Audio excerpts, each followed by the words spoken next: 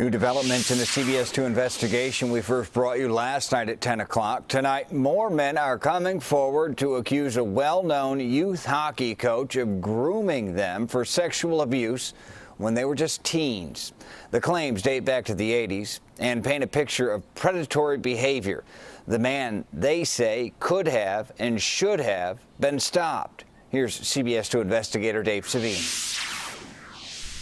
He knew my father passed away, and the second he stepped into my house, he had a plan. Brent Carey was a rising young hockey star in Illinois and the latest of several men to come forward accusing hockey coach Tom Chico Adrahtas of preying on them in their teens. Adrahtas last coached at Robert Morris University. Adrahtas resigned in 2018 and last June was permanently banned from coaching by the U.S. Center for Safe Sport. Now, decades of abuse allegations are surfacing from players he coached in local youth hockey leagues in the 80s, 90s, and 2000s. He's the ultimate predator. Carey was a minor back then when the coach convinced his mother to let him sleep over on a regular basis. To get that close to you, you're saying he had to gain your mother's trust? Yeah. He would actually tell your mother that he loved you. Mm-hmm. Yeah. That I'm going to take care of your son. Mm-hmm. He'll be safe with me. Mm-hmm. And then came the attempts to sexually abuse him. And you're saying he's your coach, you were 17, he's showing you porn. Yes. Magazines. And he's asking you to put a blindfold on and tie your arms up. Yes, 3 times. But each time, Carey says he refused and escaped it. He's relieved but hurt after hearing what happened to these other former players. They didn't know each other. They played during different years on different teams, but they all say they were groomed and sexually abused by Adrahtas. That room right there. Mike Sack says his abuse started at this home on this quiet street in Lisle when he was 16. It was 1984. Adrahtas held sleepovers for hand-picked players. Do you remember the blindfold? Yeah. Was it Pillowcase. Kelly G said the same thing happened to him. You know, the leather belt on the ankles and stuff like that got tighter and tighter. And Chris Jensen, too.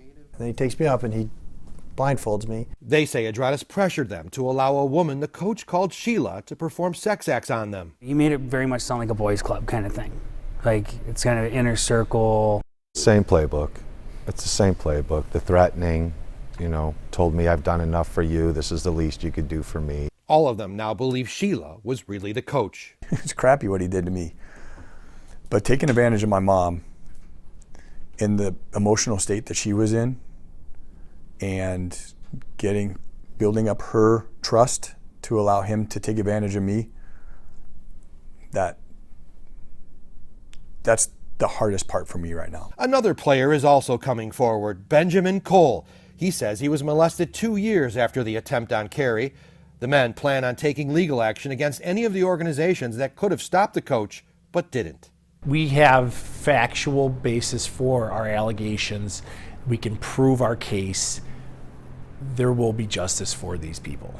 Attorneys Lee Jacobson and Nick Economakis will be filing a lawsuit against the Amateur Hockey Association of Illinois, AHI, USA Hockey, and the University of Minnesota, accusing them of failing to investigate or report sexual abuse allegations to police. They've held literally 0 other people responsible for allowing Chico Adrahtas to continue 40 years of sexual assault. The University of Minnesota admits failing to investigate allegations of sexual abuse when Adrahtas coached there, which allowed Adrahtas to return to Illinois and coach other youth hockey teams. I let him go. I fired him. Ira Greenberg, a businessman who founded the Chicago Young Americans and hired Coach Adrahtas, discovered a team member was sleeping at his house. Greenberg and his son-in-law, Bobby Scott, are still impacted by their talk with the teen back then. Watching that kid look at Ira and say, I can't tell you,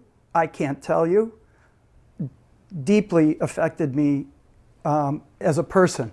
But to see the kid and look in his eyes and how hurt he was is an image that is etched in my mind. I let him go, and I told everybody I let him go, and I told everybody why. Greenberg says he informed leaders at AHI, but no one investigated it further. Had they might have found out about Carey, who was also on that same team. There were adults that knew what he was doing, and they allowed it.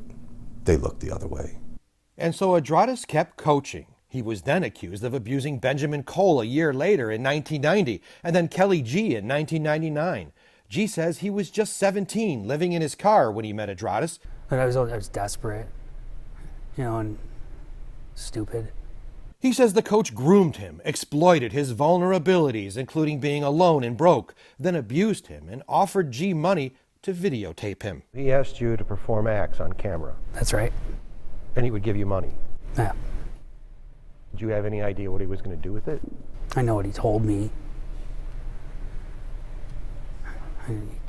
He told me that he had a friend in the porn industry that used the videos. G says this all took an enormous toll on his mental health to the point of being suicidal. I could not stand to take another breath. Then Mike Sachs heard about G and showed up at his home to provide support. Had he not shown up when he did, things would be very different right now. And I think he saved my life. Sachs knew G's pain. He had suffered the same. The silence almost killed me, Dave. I tried to, the suicide thoughts it's real. It's real. Mike Sachs and Kelly G have created a foundation to help sex abuse survivors. AHI and USA Hockey say they both reported the coach to the proper authorities. Adrahtas, who now lives in Florida, denies the allegation and says he's never had non-consensual sex. And we are told tomorrow a federal lawsuit will be filed against the University of Minnesota, AHI, and USA Hockey on behalf of the coach's accusers. Dave Savini, CBS 2 Investigators. For more on these new developments and Dave's previous story about the alleged sexual abuse and victims, go to the CBS 2 Investigators section of the CBS Chicago app.